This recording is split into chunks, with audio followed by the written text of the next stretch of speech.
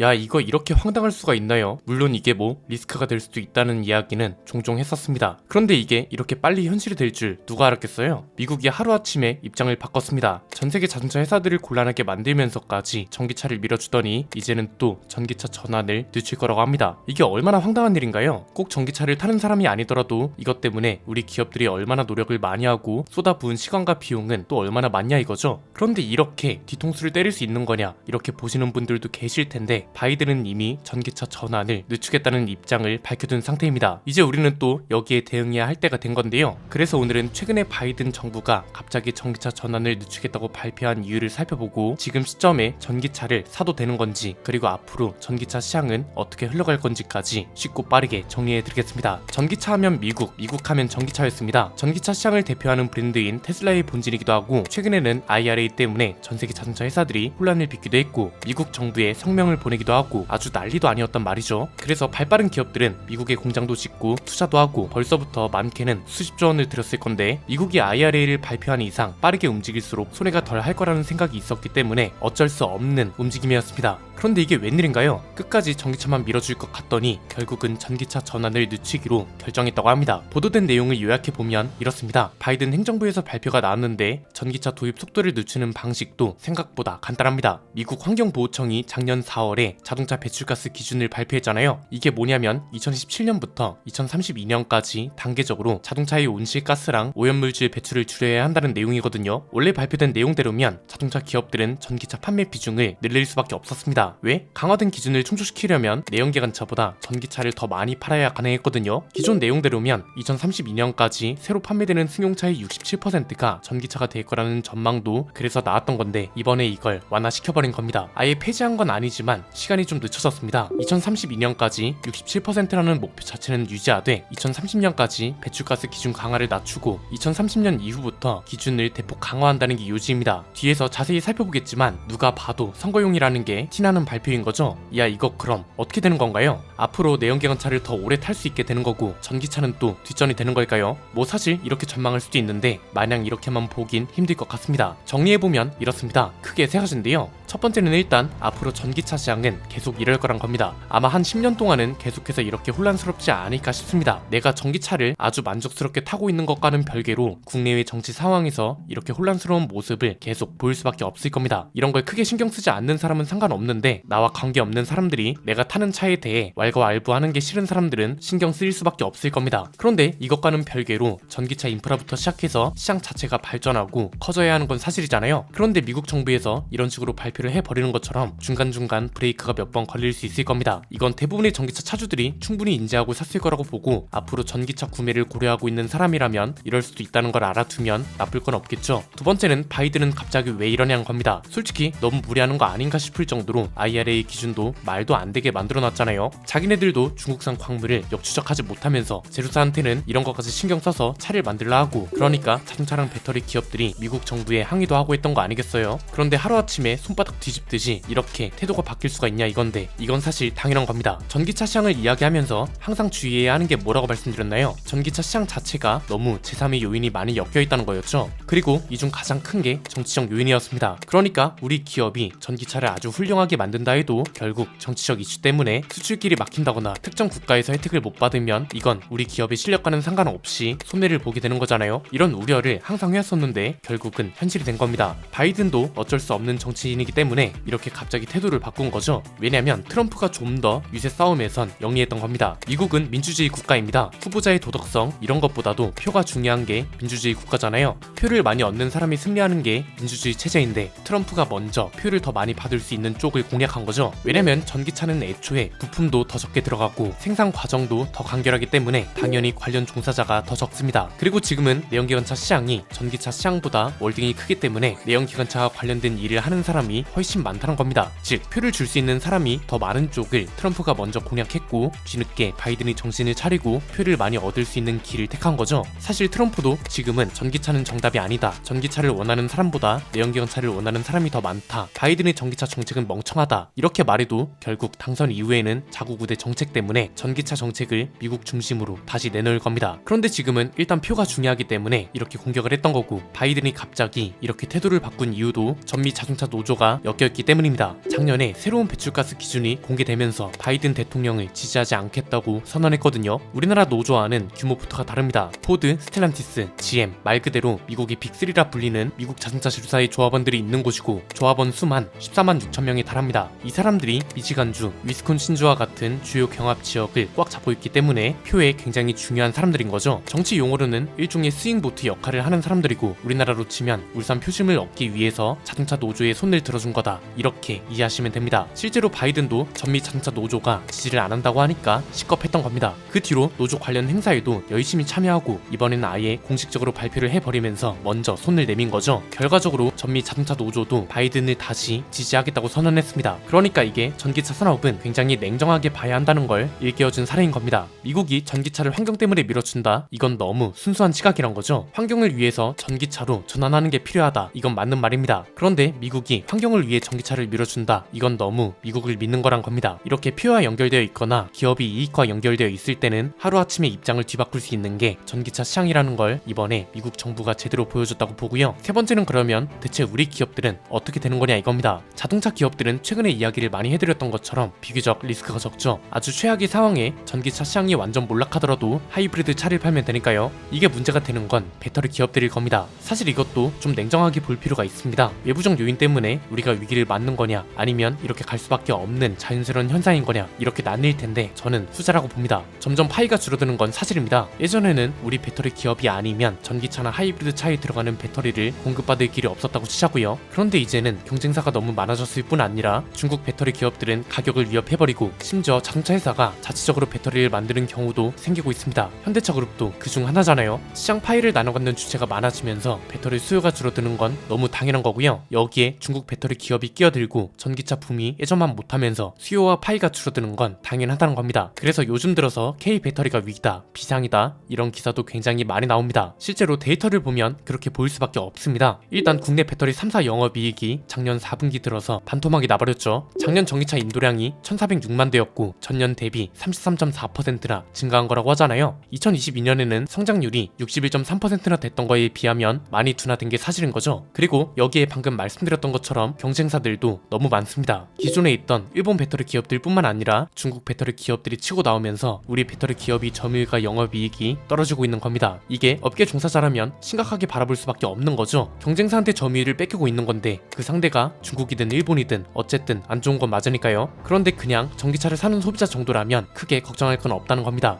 이건 너무 당연한 흐름이고 여기에 대응해야 하는 건 소비자들이 아니라 기업이 해야 할 일이잖아요. 새로운 산업이 생기고 이 산업이 안정화되면서 대중화가 이뤄지면 당연히 제품 가격이 저렴해집니다. 그리고 여기에 중국이 개입되면 속도는 더 빨라지고요. 전기차도 마찬가지입니다. 배터리도 점점 대중화가 되면서 가격이 저렴해지고 있고 중국 배터리 기업들 때문에 가속도가 더 붙고 있거든요. 그리고 전기차는 특히 정치적 이슈 때문에 향후 몇 년 동안은 시끄러울 수밖에 없습니다. 아마 디젤차 퇴출만큼 시끄러운 이슈들이 많을 겁니다. 그리고 이게 너무 신경 쓰인다면 전기차는 고사를 하는 게 맞다고 보고요. 그런 게 아니라면 어쨌든 전기차 시장도 계속 성장할 거라서 큰 문제는 없지 않을까 싶습니다. 오늘 내용은 여기까지입니다. 내용이 유익하셨다면 구독과 좋아요, 알림 설정 부탁드립니다. 지금까지 저는 안피디였습니다. 감사합니다.